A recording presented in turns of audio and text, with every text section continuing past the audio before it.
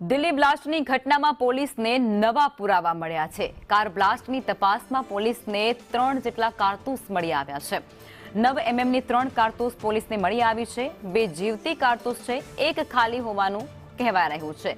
કારતૂસ જેમાંથી ચલાવવામાં આવી હતી તે બંદૂક હાથ નથી લાગી, પરંતુ કારતૂસ મળી આવ્યા છે, જેમાં 9 એમએમના કારતૂસ માત્ર પોલીસ અને કે આર્મી ઉપયોગ કરતી હોય છે। આજે કારતૂસ મળી આવ્યા છે, જેનો સામાન્ય રીતે સામાન્ય લોકો ઉપયોગ નથી કરતા હોતા, ખાસ કરી અને પોલીસ આર્મી જવાનો તે કારતૂસનો ઉપયોગ કરતા હોય છે। આ કારતૂસ ત્યાં કેવી રીતે પહોંચી તેને લઈને અનેક સવાલો અત્યારે ઉદ્ભવી રહ્યા છે। પોલીસના સ્ટાફમાં કોઈના કારતૂસ મિસિંગ નથી તેવી વિગતો પણ અત્યારે મેળવવામાં આવી રહી છે। ત્યારે શું આ બ્લાસ્ટવાળી કારમાંથી આ કારતૂસ મળી આવ્યા છે કે કેમ તેને લઈને પણ તમામ જે તપાસ છે તે હાથ ધરવામાં આવી રહી છે। કારતૂસ મળી આવતાની સાથે નવા સવાલો અત્યારે સર્જાયા છે।